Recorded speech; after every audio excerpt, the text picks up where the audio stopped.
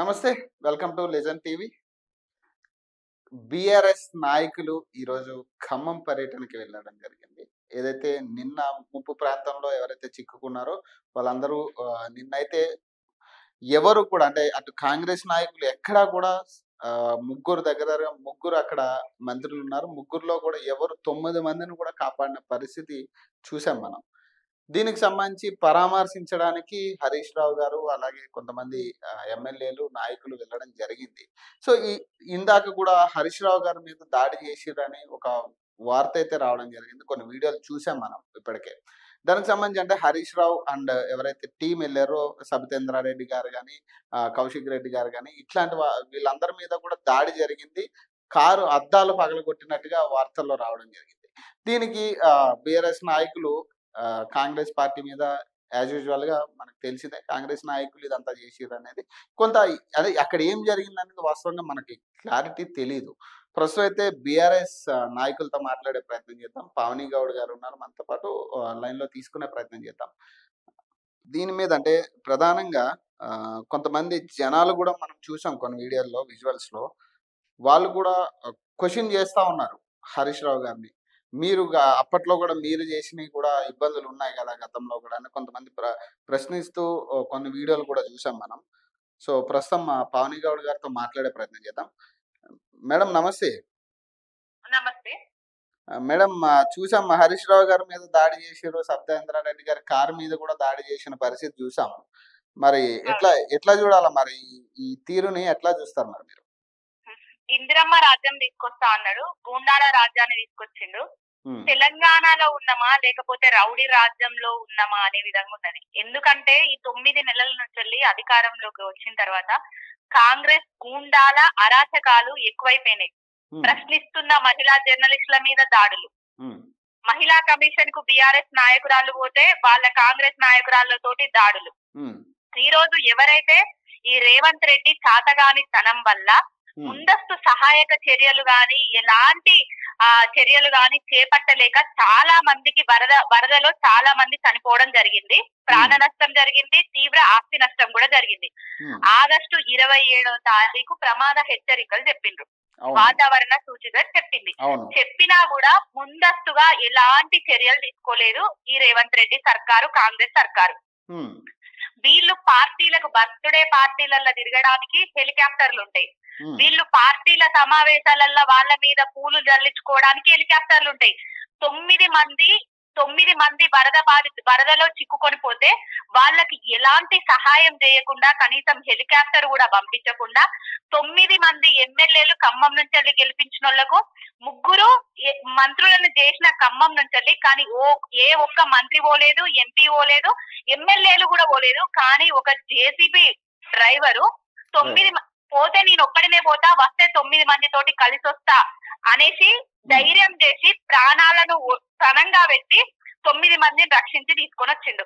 అసలు ఈ తెలంగాణలో ఈ కాంగ్రెస్ ప్రభుత్వం వచ్చి తెలంగాణ ప్రజలకు ఎలాంటి ఇబ్బందులు కలిగిస్తున్నామో ఆది నుంచే చూస్తున్నాం. ఇచ్చిన హామీలను గాలి కొదిలేసిండు, పాలనను గాలి కొదిలేసిండు. ఏమన్నంటే రయ్యన స్పెషల్ ఫ్లైట్లు వేసుకుంటున్నాడు, ఢిల్లీకి పోతున్నాడు, వాళ్ళ అధిష్టానం ముందట మోకరిల్లుతున్నాడు. ఏదైనా అడిగితే డైవర్షన్ పాలిటిక్స్ చేస్తున్నాడు.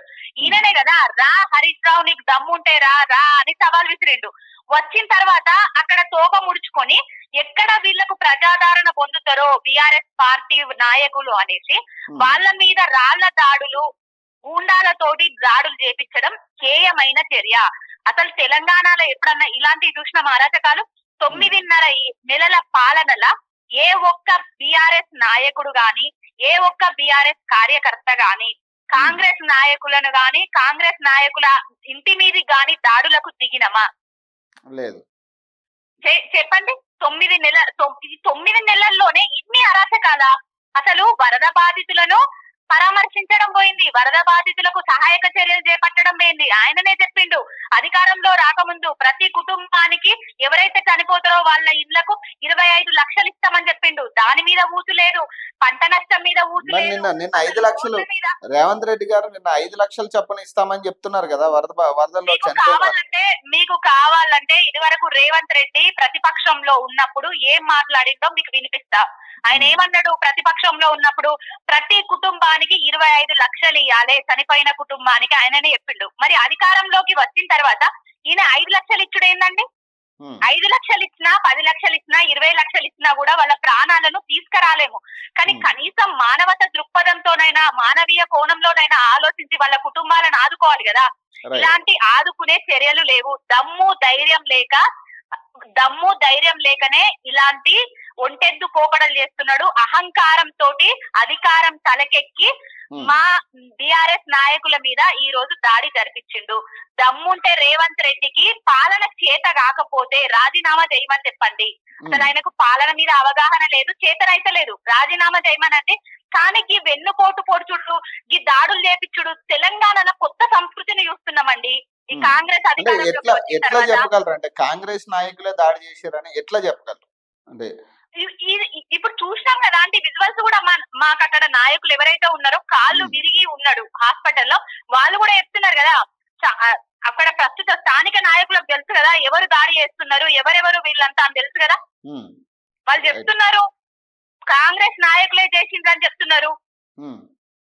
మేము దాడులు చేస్తే వీళ్ళు ఎక్కడ తిరుగుతారండి? అసలు 60 లక్షల మంది సభ్యత్వం ఉన్నది బిఆర్ఎస్ పార్టీకి. మేము కనుక దాడులు చేస్తే ఈ కాంగ్రెస్ వాళ్ళు ఎక్కడ ఉండేటోళ్ళు? 9 ఏళ్ళ అంటే పాపం నిన్న సీఎం గారు కూడా వెళ్ళొచ్చారు కదండి ఖమ్మం, పలకరించి వచ్చారు అందరినీ. పవన్ గారు మీరు ఎట్లా మాట్లాడతారండి అసలు? 3 రోజుల తర్వాత కుంభకర్ణుడు కదా నిద్ర లేచినట్టుగా మొద్దు నిద్ర లేచి పూల డెకరేషన్ల స్టేజీలు వేసుకొని అక్కడ కూర్చొని ఎవరికి పరామర్శించిండు? ఏ ఒక్క వరద బాధితున్న చెయ్యి మీద చెయ్యేసి, భుజం మీద చెయ్యేసి నేనున్నా అని భరోసా ఇచ్చిందా చెప్పండి? వ్యాన్లలో పోకుండా, కార్లలో పోకుండా టాటాలు గుడ్ బైలు చెప్పడానికి అయిన పోయింది చెప్పండి. ఈయనకు అధికారం ఇచ్చింది ఎందుకు? ఎన్నికల ముందు ఎన్ని రీల్స్ చేసారు వీళ్ళు? ఈ రీల్ పట్ట ఎక్కడికి పోయింది? ఈ రేవంత్ రెడ్డి ఎక్కడికి పోయిండు? ఎన్నికల ముందు ఒక తారీఖా, ఎన్నికలు అయిపోయిన తర్వాత అధికారంలోకి వచ్చిన తర్వాత ఇంకొక తారీఖనా అండి? ఊసర వెళ్ళి కూడా సిగ్గుపడతాదండి ఈ కాంగ్రెస్ నాయకులను చూస్తే. ఇవాళ రేపు తెలంగాణలో అందరు ప్రజలు గమనిస్తున్నారు. ప్రజలు త్వరలోనే గుణపాఠం చెప్పబోతున్నారు వీళ్ళకు. రైట్. థ్యాంక్ యూ అండి. Thank you. సో చూడొచ్చు, అంటే కాంగ్రెస్ నాయకులు ఇదంతా చేయించారని చెప్పేసి కరాఖండిగా చెప్తున్నారు బీఆర్ఎస్ నాయకులు కూడా. మరి దీనికి సంబంధించి మరి గతం నుంచి కూడా దగ్గరగా ముందస్తు హెచ్చరిక వచ్చిన తర్వాత కూడా ఎలాంటి చర్యలు తీసుకోకపోవడం వల్లే ఇలాంటి అవంతనీయ సంఘటనలు జరుగుతున్నాయని చెప్పేసి చెప్పడం జరుగుతుంది. ప్రజెంట్ ఒక కాంగ్రెస్ నాయకుని కూడా లైవ్ లో తీసుకునే ప్రయత్నం చేద్దాం. ఎందుకంటే ప్రధానంగా వీళ్ళ చెప్పే దీన్ని కూడా చూడాలి, పరిగణలో తీసుకోవాలి ఖచ్చితంగా. ఎందుకంటే ఇలాంటి విషయాల్లో వన్ సైడ్ అనేది మనం మాట్లాడొద్దు. సో క్లారిటీగా అక్కడ ఏం జరిగింది అనేది కూడా క్లారిటీ తెలుసుకుందాం. కాంగ్రెస్ నాయకుల్ని కూడా మాట్లాడదాం. దయాకర్ గారిని లైన్లో తీసుకునే ప్రయత్నం చేద్దాం. చెనగాని దయాకర్ గారిని లైన్లో తీసుకునే ప్రయత్నం చేద్దాం. అన్న, ఇప్పుడు ఏదైతే హరీష్ రావు గారి మీద దాడి జరిగిందో, ఇప్పుడు అది కాంగ్రెస్ గుండా రాజకీయం చేస్తున్నారు, వాళ్ళే ఈ దాడి ప్రయత్నించారని చెప్పేసి చెప్పడం జరుగుతుంది మరి బిఆర్ఎస్ నాయకులు. మరి మీరేం చెప్తారు దానికి? వాళ్ళు ఓర్వలేక కాంగ్రెస్ పార్టీ పైన నిందలు మోసే ప్రయత్నం చేస్తా ఉన్నారు. ఒకటే గుర్తుపెట్టుకోండి, ఇవాళ 10 ఏళ్ల కాలంలో వాళ్ళు చేయలేని పని వాళ్ళ కాంగ్రెస్ ప్రభుత్వం ముఖ్యమంత్రి గారు చేయగలుగుతారు. గతంలో నేను అంటున్నా, గతంలో 10 ఏళ్ల కాలంలో ఎన్నోసార్లు వరదలు వచ్చినాయి. ఈ రోజు ముఖ్యమంత్రి, ఆనాడున్న ముఖ్యమంత్రి కేసీఆర్ ఎన్నడన్నా పోయి ఇవాళ ప్రజల దగ్గర పోయి ఇట్లా కలిసారా? గతంలో ఇట్లుండనా? క్షేత్రస్థాయిలో వాళ్ళ మంత్రులు, ఎమ్మెల్యేలు, ముఖ్యమంత్రి గారు వరదలు సైతం వర్షాన్ని లెక్క చేయకుండా ముఖ్యమంత్రి గారు ఒక కాన్వాయ్ తీసుకొని వెళ్ళి మంత్రులతోని నడి అక్కడ బాధితులతో కూర్చొని మాట్లాడి వర్షంలో తను కూడా తడుస్తూ, అంటే ఎంత బాధ్యతతో ఈ ప్రభుత్వం ముందుకెళ్తా ఉందని. ఎమ్మటే తక్షణ సాయం అందించి కలెక్టర్లను, అధికారులను క్షేత్రస్థాయిలో ఉంచి వాళ్ళకి ఏది వచ్చినా వాళ్ళ కన్నీళ్లు చూసే ప్రయత్నం వాళ్ళ ప్రభుత్వం జరుగుతుంది. వీళ్ళకి ఎందుకు? వీళ్ళు 10 ఏళ్ల కాలంలో గాడిదల పాలు తోగారు కాబట్టి ప్రజలు వాళ్ళని తిరస్కరించారు. వాళ్ళకి అధికారం ఉన్నప్పుడు వాళ్ళు ఎందుకు చేయలేకపోయారు? అసలు ఎవరన్నా కలవగలిగారా? ఇప్పుడు ఈ రౌడీ రాజ్యం జరుగుతుంది అనే దాని మీద మీ సమాధానం ఏంటి? రౌడీ రాజ్యమే తెలంగాణలో రౌడీ రాజ్యం కాదు, ఇది ప్రజారాజ్యం, ప్రజాపాలన. వాళ్ళ కళ్ళు ఉండి చూడలేని కపోదిలా మాట్లాడుతా ఉన్నారు, చెవులుండి కూడా వినలేని లాగా అట్లా మాట్లాడుతా ఉన్నారు వాళ్ళు. కాబట్టి వాళ్ళు ఇవాళ ప్రభుత్వాన్ని విమర్శించడమే పనిగా పెట్టుకోరు. కేటీఆర్ అనేటోడు ట్విట్టర్ లో విమర్శించడమే పనిగా పెట్టుకున్నారు. వాళ్ళకి వేరే బాధ్యత లేదు. వాళ్ళకి నిజంగా చిత్తశుద్ధి ఉంటే వరదలలో ఒకవైపు ముంపు వచ్చి భారీ వర్షాలకు ప్రజలంతా అల్లడం తల్లడం అయ్యి అనేక ఉన్నటువంటి ఇబ్బందులు పడితే వాళ్ళకి కనీసం బాధ్యత లేదా? ఇవాళ ప్రభుత్వం ఒకవైపు వాళ్ళకు ఒక సహాయ కార్యక్రమాలు వివిధ రూపాల్లో అందిస్తుంటే ఇక్కడ కూడా ప్రభుత్వాన్ని విమర్శించే ప్రయత్నం చేస్తారా? మరంటే ఒకటండి, ఇప్పుడు మొన్న ఖమ్మంలో చూసాం, దగ్గర 9 మంది చిక్కుకుపోయిన పరిస్థితి. మంత్రులు కూడా కొంతమంది బయటకు వచ్చి ఏడ్చిన పరిస్థితి, మేము కాపాడలేకపోతున్నాం అని చెప్పి. మరి ఈ బర్త్డే పార్టీలకి దీనికి అంటే ఒకటండి, కార్యకర్తలు ఒకటి ఆ నియోజకవర్గ ఒకటి కార్యకర్తలు వరదలలో ఒకటి ఇదైపోతే చూడలేక భావోద్వేగానికి గురయ్యారు. ఒకటి క్లారిటీ. ఇప్పుడు హెలికాప్టర్స్ అనేవి బర్త్డే ఫంక్షన్లకు వెళ్ళడానికి దీనికి పనిచేస్తున్నాయి, కానీ మరి అట్లాంటి వాళ్ళకి సహాయం చేయడానికి ఎందుకు హెలికాప్టర్లు యూజ్ చేయలేదు అనేది ఒక వాదన. మరి మీరేం చెప్తారు? హెలికాప్టర్లలో నావే హెలికాప్టర్లు మాత్రమే ఇక్కడ సహాయక చర్యల్లో ఎక్కువ పనిచేయగలుగుతాయి. ఇవి లోకల్ హెలికాప్టర్లు కాదు. నావే హెలికాప్టర్ సంబంధించి ఆర్మీ హెలికాప్టర్ల కోసం ప్రభుత్వం ఆల్రెడీ పెట్టింది, సెంట్రల్కు విజ్ఞప్తి చేసింది. ఆ యొక్క సహాయక చర్యలలో భాగస్వామ్యం కంటే చెప్తుంది. అయినా కూడా ఇవాళ హెలికాప్టర్లు ఒకవైపు లేకుండా ఉన్నా కూడా ప్రభుత్వం ఇవాళ కాలినడకతోని ప్రజల దగ్గరికి వెళ్ళింది. వర్షాన్ని సైతం లెక్క చేయకుండా ప్రజల దగ్గరికి వెళ్ళింది. వాళ్ళ బాధితుల దగ్గర మాట్లాడుతుంది, అందిస్తుంది. వాళ్ళకి నిరంతర సహాయక కార్యక్రమాలు, సహాయక చర్యల్లో ప్రభుత్వం ఇలా ముందంజలో ఉంది. ఇవాళ మీరు మంత్రి ఇవాళ ఆ నియోజకవర్గానికి సంబంధించినటువంటి కార్యకర్తలు ప్రజలు ఆ నీళ్ళల్లో కొట్టుకుపోతుంటే వాళ్ళు భావోద్వేగానికి గురయ్యారు తప్ప మీ మీద చేయలేకపోతున్నాను కాదు. అంత ఉన్నటువంటి ఒక బాధ్యతతోని, ఒక ప్రేమతోని వాళ్ళు ఒక అరే నా కోసం ఇంత కష్టపడ్డ వాళ్ళు నా ప్రజలు అనేది భావోద్వేగానికి గురైన దాంట్లో వేరే తప్పుగా అర్థం చేసుకోవాల్సిన అవసరం లేదు. కాబట్టి ఇవాళ ప్రభుత్వం క్షేత్రస్థాయిలో అందరినీ అధికారుల్ని చేసి ఎక్కడ కూడా ఏ ప్రజలకు ఇబ్బంది లేకుండా కూడా ముందు వరుసలో ఉంది. ఫైనల్ గా ఇప్పుడు ఈ దాడి గురించి మీరు ఏం చెప్పదలుచుకుంటున్నారు? ఇప్పుడు ఏదైతే దాడి జరిగిందో హరీష్ రావు గారి మీద మీరేం చెప్పదలుచుకుంటున్నారు?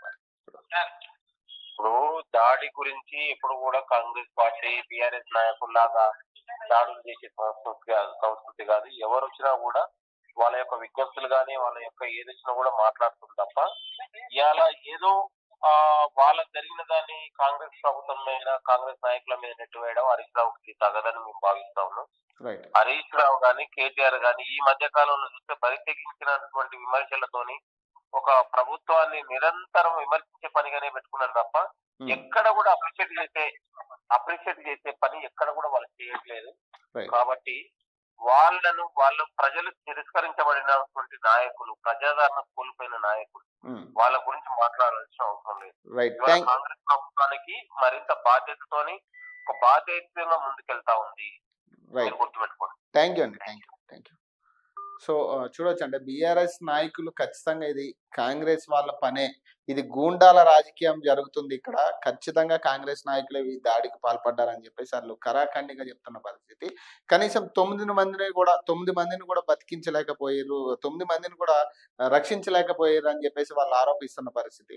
మరి వీళ్ళు ఏమంటారు అంటే ఈ ఇక్కడున్న హెలికాప్టర్లు, ఈ లోకల్ హెలికాప్టర్లు సరిపోవు, దీనికి నేవీ హెలికాప్టర్లు కావాలి కాబట్టి దానికి సీఎం గారు అర్జీ పెట్టారు. ఆ నేవీ హెలికాప్టర్లు వచ్చిన తర్వాత వీళ్ళందరినీ రక్షిద్దామని అనుకున్నట్టుగా వీళ్ళు చెప్తున్నారు. మరి దానికి కథ మరి అంటే ఇరు పార్టీలు కూడా, ఇటు కాంగ్రెస్ పార్టీ ఖచ్చితంగా సమర్థించుకునే పని అయితే చేస్తుంది.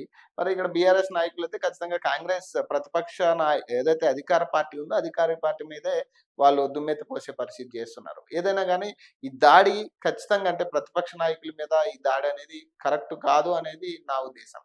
సో మరొక ఎపిసోడ్లో మళ్ళీ కలుద్దాం. వరకు నేను సైనింగ్ ఆఫ్.